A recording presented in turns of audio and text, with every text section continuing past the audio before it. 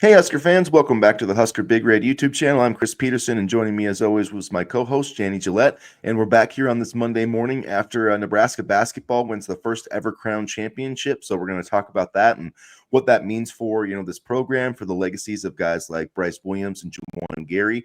Nebraska football made an in-state offer this past week and are now trending for a commitment. So we'll break that down. Some spring nuggets and Freddie Portal. Fred Hoiberg strikes again in the portal. So we'll talk about all that. Before we get into it, please make sure that you hit the like button, hit the subscribe button so you don't miss any of our future content. Get into the comment section. And Danny, how are you doing on this Monday morning after Nebraska has been crowned with the crown? I'm doing well. It's been a busy couple days here for Nebraska, but a solid weekend capped off by the Crown tournament. So I really have no complaints on this Monday. Yeah, it was. We did our last episode before the semifinals with our live stream on Saturday, and Nebraska played spectacular against Boise State. I mean, that was both the game we were kind of worried about, and they blitzed them offensively, and then got up by 12 points against UCF, then we're down by 14, and then got it back up by 10, 12 points, ended up winning by 10, I think. And yeah, or 11, a crazy swings, a wild swing, but the thing that stuck out to me, they got down by 14. Juwan Gary got knocked out of the game, and you're thinking, like, man, how are they going to come back from this? And Juwan Gary came off the bench, and man, he truly sparked that comeback. Just some incredible plays defensively, and really the defense over the last 15 minutes, they only allowed 17 points to UCF. So they clamped down, and as much as Bryce Williams and Gary and some of the guys offensively made great plays, this defense, I'd have to look at the final numbers for yesterday, but in the first three games, Nebraska allowed, less than a point per possession, and they probably were right, on par with that yesterday. So 4 days of great defense is why Nebraska is bringing home this trophy. Yeah, and it made me kind of wonder why they couldn't play like this during the regular season. But, it is what it is, and I know a lot of other fans were feeling that way as well. But the play of Cale Jacobson, I know we talked about it in our live stream on Saturday a little bit, but again, he keeps showing up, and he showed up in big moments over the weekend. And also, again, Connor Essegian played at a high level, so it makes me wonder if he can, be as consistent as he was this weekend when it comes time for next season, and probably when he'll have a bigger role. Yeah, you look at Cale Jacobson too. I mean, Bryce Williams picked up that fourth foul with like 5 or 6 minutes left, and I think Nebraska was up by 4 points. And Cale Jacobson came in, and you're kind of like, oh, this is, can they survive these few minutes without Bryce Williams? And Cale Jacobson hadn't scored any points yet in the game, and he hits a 3-pointer and scored a 2, so 5 huge points. And to me, when he hit that 3-pointer, I was like, okay, well, Nebraska's winning this game. And Connor Essegian made 3 in the second half. He had 2 in that kind of 24-3 run that Nebraska was able to take the lead back. And it just was a really, impressive performance too. And I'm happy that Juwan got the MVP. I mean, on Saturday, he was 4 for 4 from 3-point range. So he had the high on, he had 20 points on Sunday. He had 21 points on Saturday.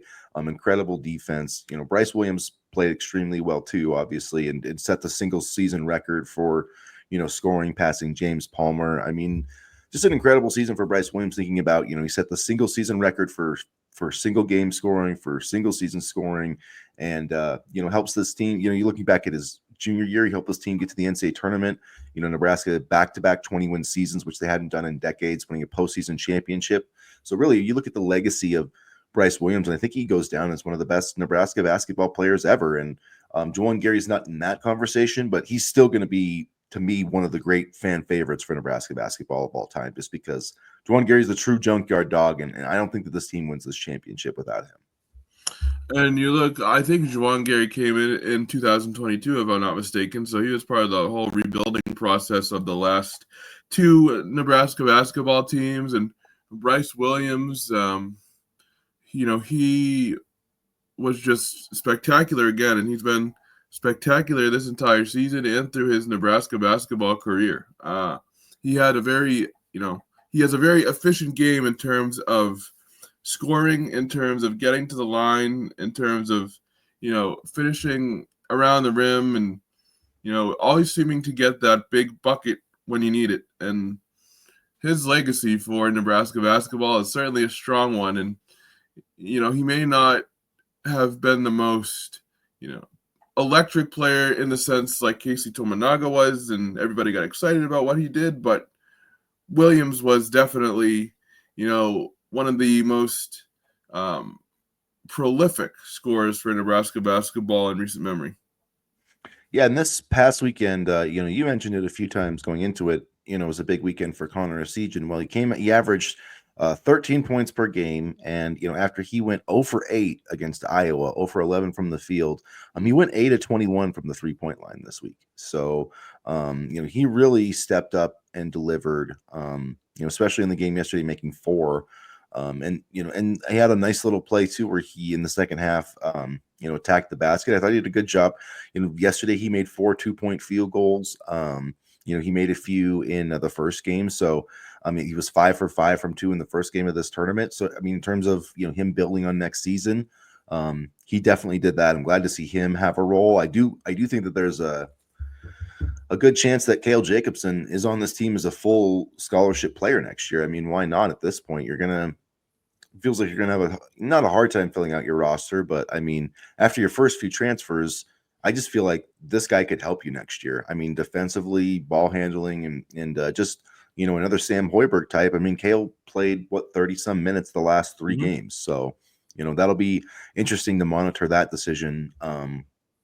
And yeah, I think we can now focus on the future, but, I did want to say about Fred Hoiberg, I think this should be a reminder to fans, how lucky Nebraska is to have this guy, because frankly, Nebraska, they did, if it wasn't for his ties, his grandpa being the head coach and his ties to the state, Nebraska probably wouldn't have Fred Hoiberg. And Fred Hoiberg just put together, back-to-back. He's only the second head coach in Nebraska history to have back-to-back 20-win seasons. So let's just think about this and really appreciate who Fred Hoiberg is for this program, because just a few weeks ago, people were talking about running him off, and it's you're absolutely insane. You're absolutely insane if you don't want Fred Hoiberg to be the coach for the next 10 years. This guy is the new Danny Nee. Danny Nee had, 9, 20-win seasons or whatever it was. I'll have to look back on it. Wasn't quite that many, but 9 winning seasons, I think. But still, he had probably the best run of Nebraska basketball history. And I think Fred Hoiberg can, replicate that as long as fans will be patient. Luckily, Troy Dannon doesn't have, the patience of fans, but, Nebraska's won 44 games or whatever over the last 2 years. So, this is, if you count the 2023 or the 2022-23 season, I think they won 17 games that year. So, they've won over 60 games in 3 seasons. And for Nebraska basketball, that's almost as good as it gets. I know that they haven't won the NCAA tournament, but I fully believe in my heart of hearts that Fred Hoiberg will get us an NCAA tournament victory as long as we don't run him out of town. And that's he's a great coach. He's the best man for this job. And I think that this weekend, just solidified that in my mind. Hopefully it did for others too. Yeah. And, when you look at schematically how he was able to change things, and you look at the improved play of the defense, even this weekend, he's not afraid to try new things and mix it up and change styles when needed. So I think they're on the right track, and I'm not sure, how much longer we'll have to wait for an NCAA tournament victory, but I think we're getting close. Yeah, so in terms of that victory, looking ahead to next season now, to close it out on the crown, Nebraska did pick up, this was on Saturday, they picked up another commitment from, let's see, I'm going to struggle on how to pronounce this name here, but Ugas Yurosephagus from Central Michigan. And yeah, just a really big pickup. First team all MAC last year, averaged over 16 points a game, 6'10". A really interesting big guy, I think, to pair with Rank Mast and Berkey Buikatunsil in the front court. It does make me wonder a little bit if we might see Berkey leave to the transfer portal. That's the thing I'm going to be watching, because you bring in a guy from that was first team all MAC, and it's I'm not sure if you're bringing that guy into to come off the bench, but at the same time, I know that some people might be like, well, what's how is Berkey going to compete against that? But if you look at Yurosephagus' numbers before this season, he was at Cal. He didn't even start. He played 2 seasons at Cal State Bakersfield, and then really took a jump this year. So my kind of question about this was, what if Berkey can take that jump next year? So I'm not 100% sure that this guy can come in and start. I do think he's going to have a good chance, but I still think that Berkey Buikatunzel has his best basketball in front of him. So either way, I think that would give, if Nebraska can get all three of those guys, with Rink Mass included in there, I think that would be one of the better front courts in the Big Ten, to be honest. Yeah, and I had the same, kind of wondered the same thing like you did, because you think Mast, Yurcefagis, and then Buikatunzel. I mean, that could be lethal trio. And you talk about Yurcefagis' game, I see him more as a post scorer than an outside scorer. And so when you have that kind of paired with Rink Mast, where Mast can shoot a little bit, I think that could benefit Mast in particular. I think it allows to space the floor a little bit. And how Buikatunzel fits into all this will be interesting, but I'm not necessarily ready to give up on him yet. Yeah, no, definitely not. My hope is that Nebraska is able to convince him to stay, with what his role is and, all that type of stuff. But he didn't play a ton over the weekend. I know he's been kind of recovering from things, and Andrew Morgan played well too. But in terms of Ugnis Yurcefagis, you're correct in the sense that he's an elite 2-point shooter, 2-point percentage last season. He led the MAC in field goal percentage at 53%. He also led an effective field goal percentage at 57.9, and he shot 62% on 2-point shots. So he also does a good job of getting himself to the free throw line, 6.5 attempts per game, 71% free throw shooter, 2.3 offensive rebounds per game. So that's another, part of it. Not really a shot blocker. So, in terms of Nebraska wanting some rim protection, they didn't really address that, with this addition.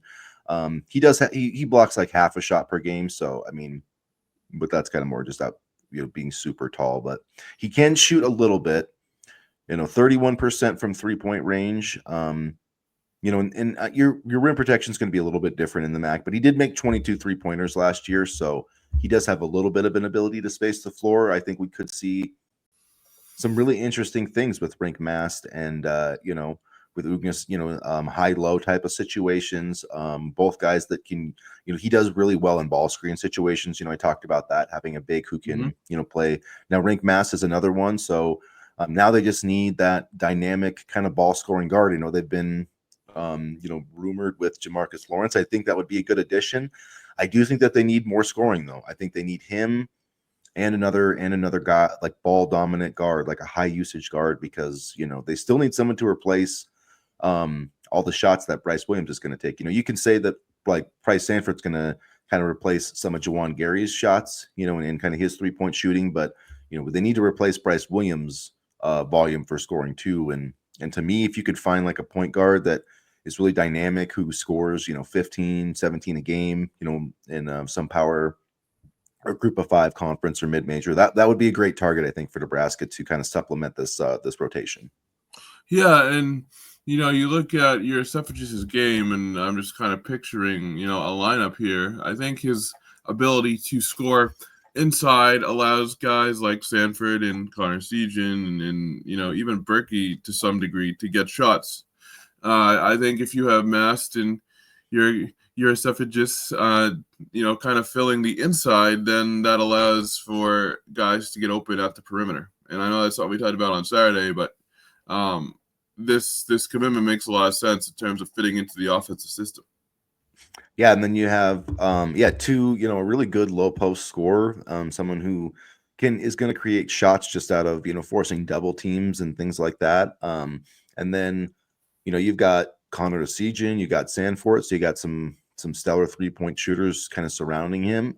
So yeah, I really do like how this roster is kind of coming together. You think about Sam Hoiberg being on the team too next season. I mean, look how well he played defensively. I mean, Darius Johnson came in. He scored 42 points against Villanova. He had, I think, 4 against Nebraska yesterday. It was like 4 or 6 or something, but he was 1 of 11 from the field, and Sam Hoiberg pretty much guarded him the entire game. I mean, he just was up in his face. He was physical.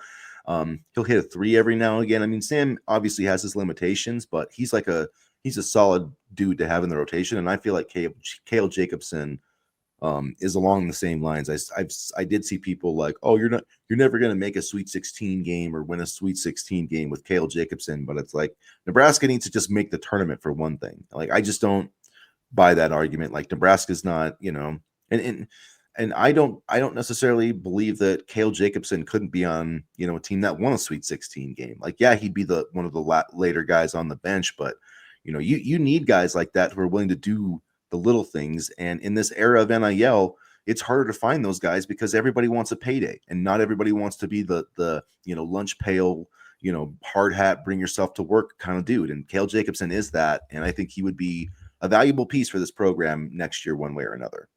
Yeah, talking about Nebraska basketball in the Sweet 16 is a little bit seems a little far fetched right now, but hopefully we'll get there one day.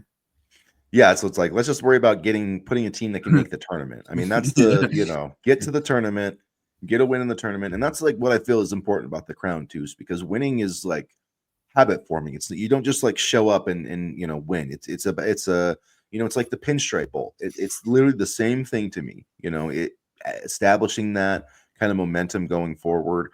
Obviously it would have been better if Bryce and Juwan were able to play next season, but there's still, like we said, Sam Hoiberg, Connor Esigian, Cale Jacobson, Berkey. There's a lot of guys who are going to be back on this team next season that will benefit, I think, from this run. And you think about the last 4-month run, we have the Diamond Head Classic champions, we have the Pinstripe Bowl, and now we have the Crown champions. So maybe things are trending up. And yeah, so a great weekend for Nebraska, a great weekend for Fred Hoiberg, hanging a banner, and now the work to get back to the NCAA tournament begins. But a lot better. We can go into the offseason with a lot better taste in our mouth now than we would have, and a great way to send out some seniors, and not just Bryce and Juwan Gary, but Andrew Morgan was great over the weekend. Aaron Eulis pitched in. He made some big shots on Saturday, so everybody kind of had a hand in it, and that was good to see too. I know we finally got to see Aaron Eulis kind of, what we thought he was going to be, and that was nice. That was nice. I'm not even making a joke. That was nice to see because, we knew he could be that guy. It was just kind of bittersweet to see him be that guy at the end. But hey, it worked. Interesting that he found it in Vegas, though. So yeah, I don't know if that was a coincidence or not. He feels at home. He feels at home at Vegas. Anyway, moving on. All right, so Nebraska spring. We'll talk a little bit of football here. We got some recruiting. We'll get to that in just a second. So the first big spring nugget, we kind of talked about it a little bit on Saturday. Now it's confirmed. Hardley Gilmore, the transfer from Kentucky, has been kicked off the team.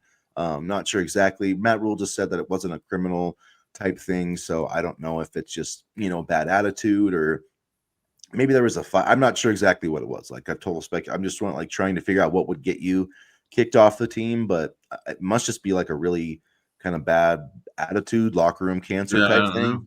I'm not sure, but at any rate, Hardley Gilmore will not be on the team this year, so that's kind of disappointing just because he did create a lot of buzz in the short time he was here.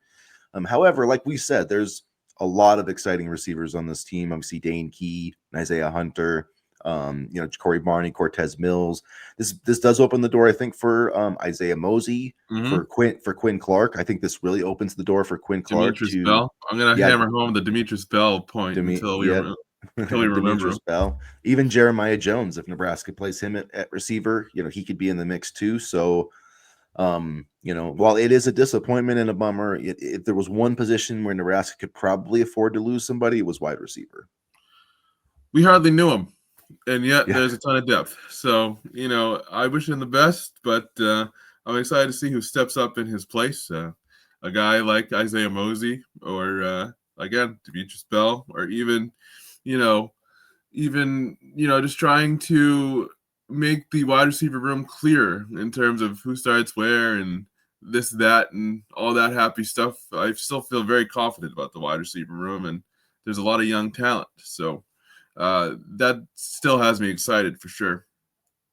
Yeah, I just think they have like legit number ones and number two. Like, I do think that Jamal Banks and Isaiah Nair were solid players, but I think like in an ideal world, like Jamal Banks is probably your number two, or number three. He's probably more of a 2 or 3, and Nebraska kind of had him trying to more be a number one, where like Dane Key is a true number one. Like he's a number one receiver for an SEC team. So he can, you know what I mean, go and make plays. And then Isaiah Hunter, I think too, is like he had a really good season for Cal last year. He's kind of the guy that I feel like gets underrated a little bit, and just it's Dane Key because he played in the SEC, but Isaiah Hunter is a freaking stud, and I can't wait to see what him and Raiola And can he's a do sophomore. together. And he's a Yeah, sophomore, so I yeah, mean, room to grow there. But I think honestly,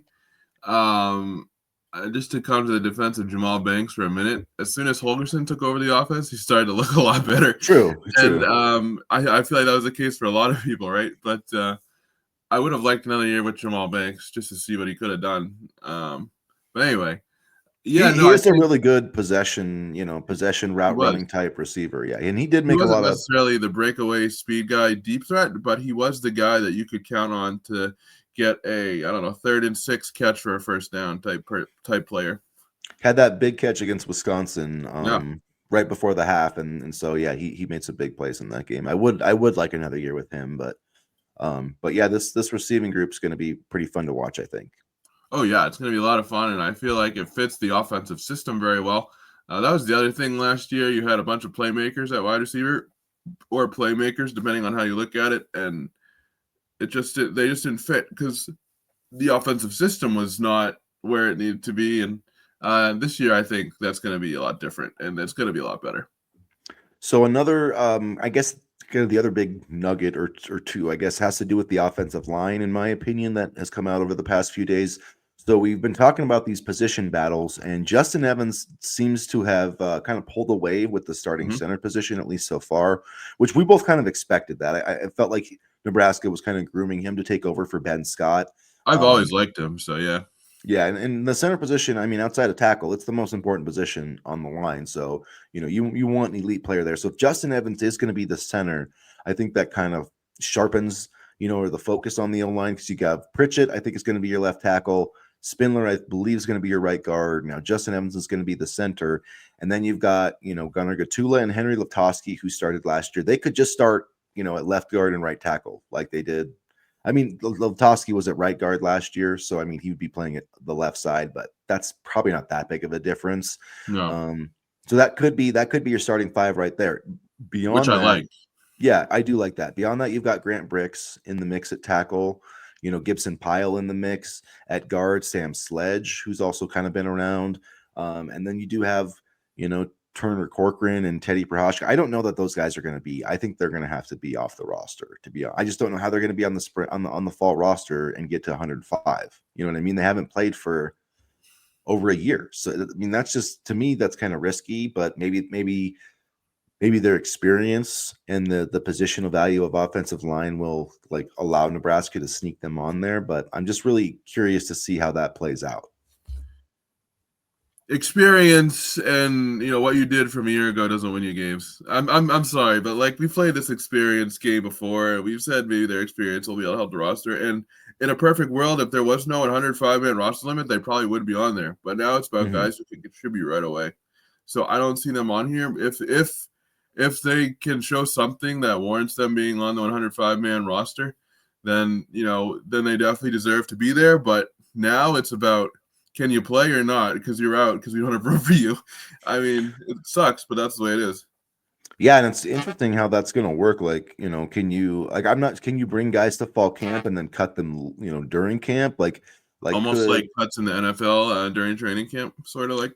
Yeah, like I'm wondering if, like, say, if they were like, hey, Teddy, like in Prohashka's, saying like, hey, you're probably not going to be on the 105-man roster. You might want to enter the portal. Like, could he be like, I don't want to do that. Like, I just want to stick on this team and then either, compete for a spot and get it or not. Like, I don't know enough about the roster limits to know, like, can you bring 110 guys to camp and then get rid of a few? I don't think you'd want to do that. Like, I think that would be kind of a crappy situation to put players in. But it seems like with these, I mean, Nebraska's been pretty upfront with them. So they've, told them like what their situation is. I'm not sure how that's going to work out, but even without those guys, though, I feel pretty good about Nebraska's offensive line depth. As Leptoski's dealt with some injuries, Gatula as well, but there's no sense that neither of those guys is going to be like limited in fall camp. So I think, with those two transfers and the other three starters coming back, I think this offensive line is going to be better than people expect.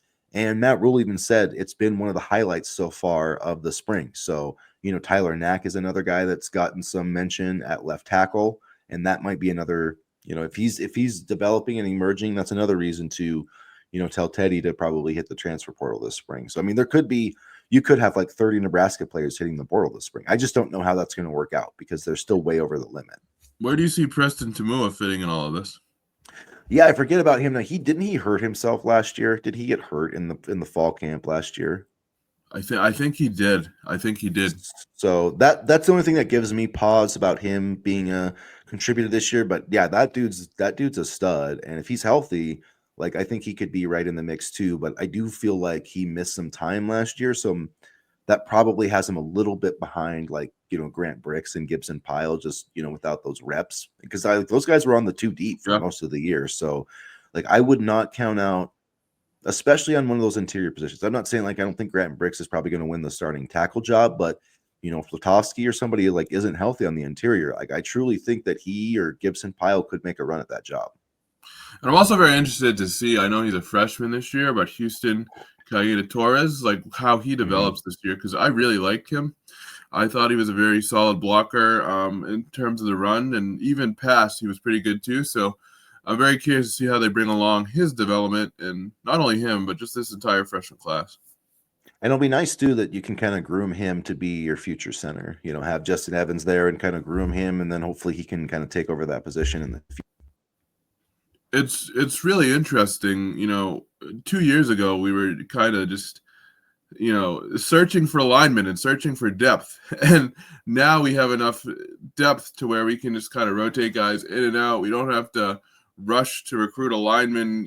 Now we have a bunch of options to play with. So when you look at some of these positions, and I know you talked about this before, but it bears worth repeating, like wide receiver, linebacker, offensive line, you're starting to get that depth that all the good programs have.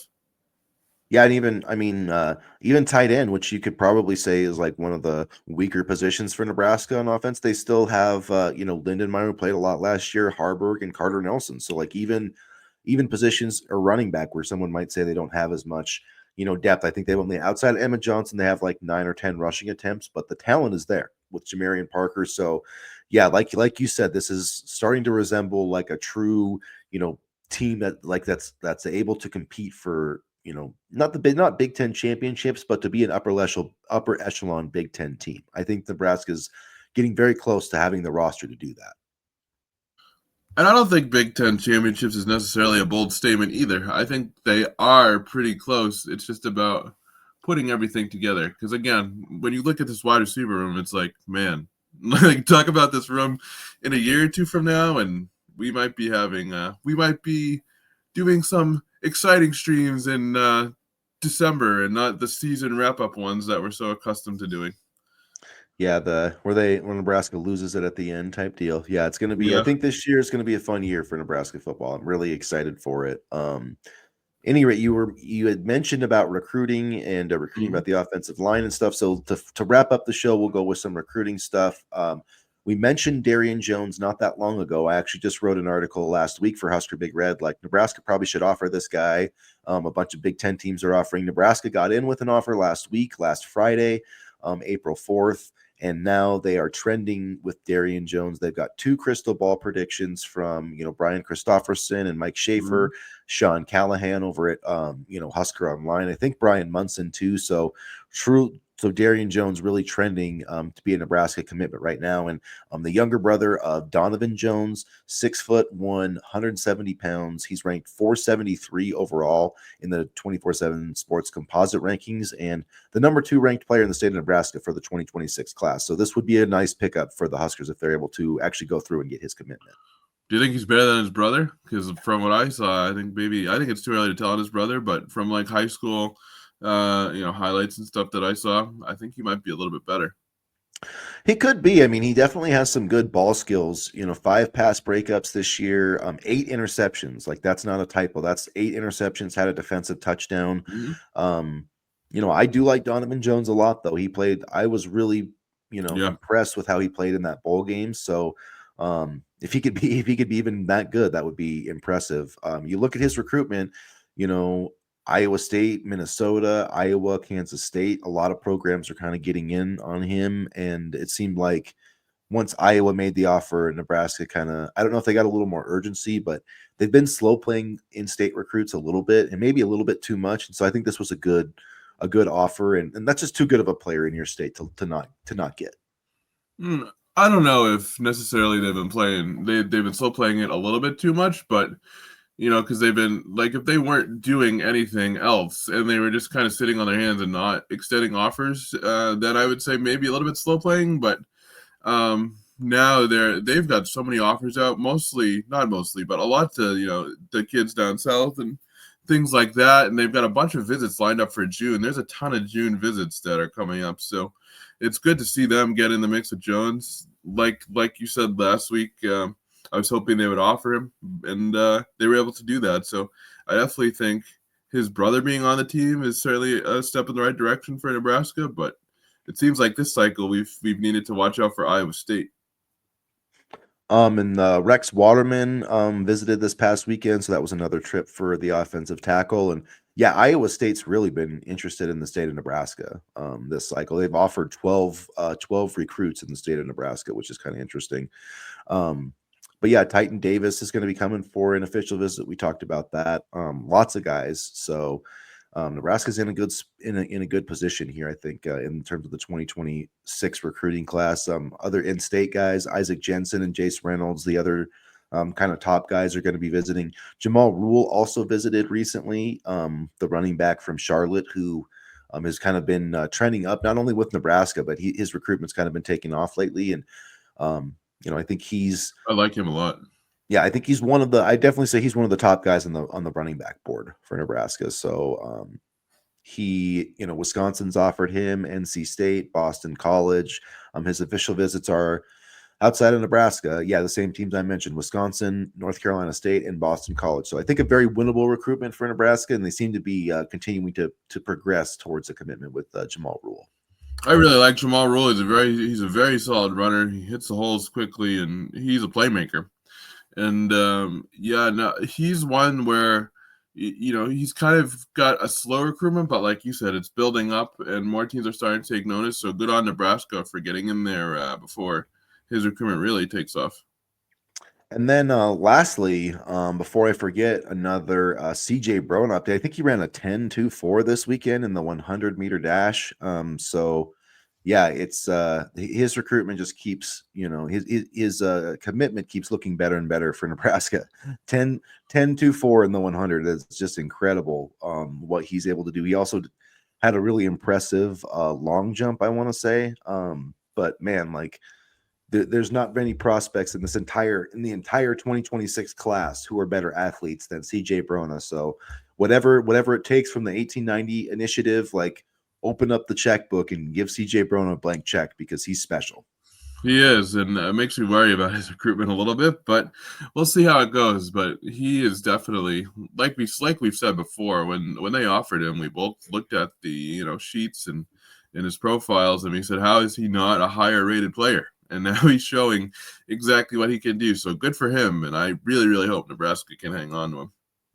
Yeah, I mean, him and Darian Jones would be a heck of a. Although Darian Jones is a cornerback, they have him listed as a cornerback / safety. I feel like probably more of a cornerback, in my opinion. So that would be two really solid gets for Nebraska at the cornerback position. And looking at what they've done in previous years, I think that would set them up very well for the future if they got both of those guys.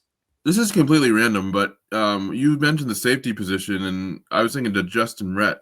And so that, to me, if Rhett plays like he can, then you could put Darian Jones at corner. Yeah, for sure. Yeah, Justin Rhett's a name that people probably have a little bit too far under the radar, but it's going to be hard for him to start this year. But you look at next season, he should be right in line to be, get his feet wet this year, and then next season he should be one of the guys, I would think. So. Yeah, so I mean, there's just a ton of guys. They just been recruiting so much that we're missing some guys, but a very talented defense, in particular, I think, this year. And me and you have both said that we feel like this defense can be better than last year's. So, yeah, I definitely agree with that. Hopefully, that bears out. So coming up now, we're going to have some more spring scrimmages leading up to Husker Fan Day, and the next few weeks are going to be about the transfer portal too. So hopefully the men's and women's basketball teams can make some additions there. So we'll have all that stuff. We'll be back on Wednesday for another episode, and I'm sure we'll have some transfer portal intel by then, probably some more recruiting stuff. But yeah, let's enjoy the college basketball crown championship and the rest of spring football, and we're getting close, you guys. The regular season's what, like 5 months away, less than 5 months away, so we're closing in on it. So thanks again for joining us. If you haven't already, hit the subscribe button, hit the like button, get into the comments section, and as always, go Big Red. Go Big Red.